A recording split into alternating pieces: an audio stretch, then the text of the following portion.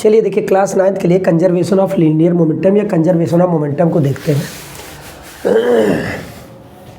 Conservation of momentum,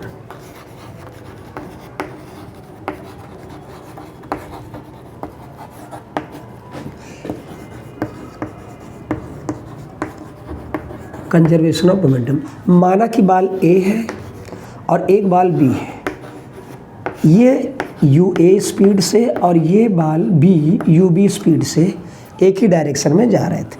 तो before collision, ये देखिए बिफोर कोलिजन, ये बिफोर कोलिजन ये सिचुएशन है, अभी टकराए नहीं हैं। यदि if UA is greater than UB, अगर ये ऐसी सिचुएशन होगी तो ये लड़ा जाएगा, टकरा जाएगी बॉल। तो ये यहाँ से टकरा गई, अगर ऐसी सिचुएशन हुई तो ये बॉल टकराई, तो टकराने के बाद ये बी ने इस पर फोर्स लगाया FBA और बी पर ए ने फोर्स लगाया FAB। यहाँ पर इसने फोर्स लगाया बी पर ए ने FAB और ए पर बी ने फोर्स लगाया FBA।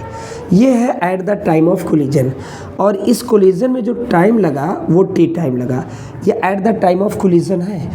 अब कोलिजन के बाद ये बॉल फिर से अलग हो गई और ये मान लिया VA स्पीड से ए बॉल, जिसका मास कितना था वही MA, इसका मास MA और इसका मास MB हमने माना। तो ये MA है और ये MB है और ये B बॉल है। ये इसी डायरेक्शन में फाइनल वेलोसिटी VA और VB से चलने लगे। ये आफ्टर कोलिजन की सिचुएशन है, आफ्टर कोलिजन। ये जो आफ्टर कोलिजन वाली सिचुएशन है वो आप देख, ये टक्कर की सिचुएशन पहले और बाद में। टक्कर में लगा टाइम कितना T। अब देखिए अगर हम बात करें कि ये जो A बॉल है और ये जो B बॉल है, तो A बॉल के लिए अगर हम निकालें कि rate of change of momentum, अगर हम कहें कि rate of change of momentum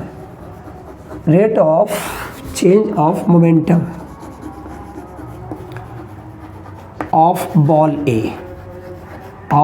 A, एक बॉल का जो rate of change of momentum होगा तो वो कुछ ऐसा होगा। अब ए बॉल पर फोर्स कितना लगा BA, तो FBA। क्योंकि rate of change of momentum force होता है और बॉल A का निकालना है तो A का फोर्स लेंगे, ये बराबर होता है इसका final momentum minus initial momentum. तो फाइनल मोमेंटम MA A का निकाल रहे हैं into VA, final momentum MA into VA minus change निकालना है तो फाइनल माइनस इनिशियल करेंगे तो MA into UA, final minus initial momentum MA into UA। ठीक है, लेकिन रेट के लिए हम इसको क्या करेंगे, टाइम से डिवाइड करेंगे, क्योंकि टाइम कितना लगा था टक्कर में T। अब हम देखते हैं कि rate of change of momentum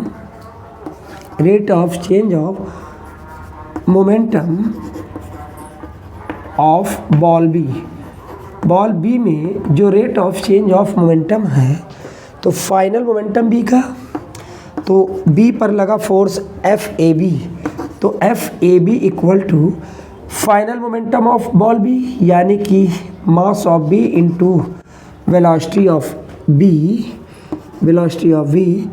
देखिए mass of B into velocity of B minus mass of B into initial momentum of B upon में टाइम जो टक्कर में लगा।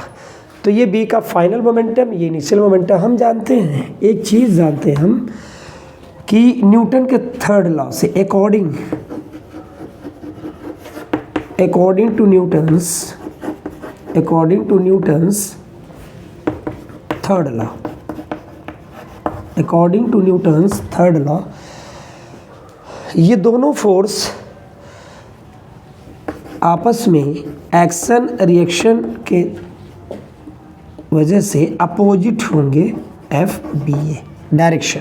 FBA या एफ ए बी, चलिए यही लिख लेते हैं। हमने लिखा एफ बी ए बराबर minus F A B, action reaction law, minus sign आया। अब देखिए अगर हम एफ बी ए की वैल्यू रखें तो एफ बी ए में है M A V A minus M A U A upon time T equal to minus sign, bracket में रखना पड़ेगा M B V B minus M B U B. देखिए इधर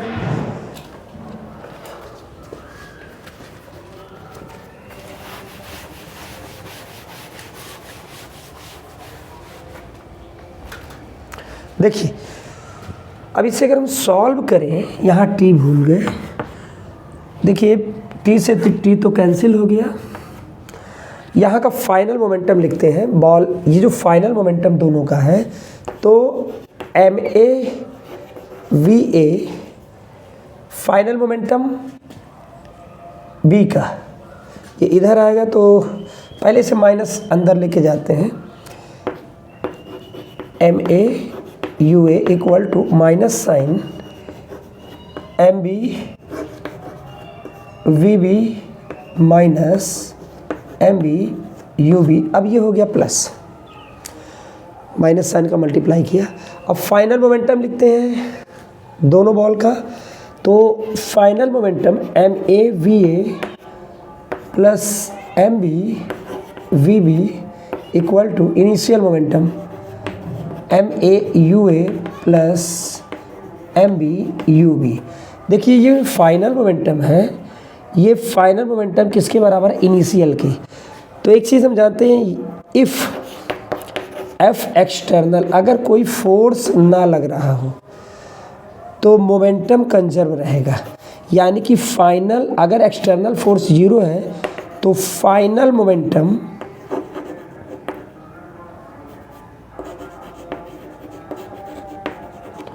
इनिशियल के बराबर होगा। इनिशियल मोमेंटम, यानी कि इनिशियल मोमेंटम और फाइनल मोमेंटम आपस में बराबर होंगे अगर कोई भी एक्सटर्नल फोर्स नहीं लग रहा है। Thank you.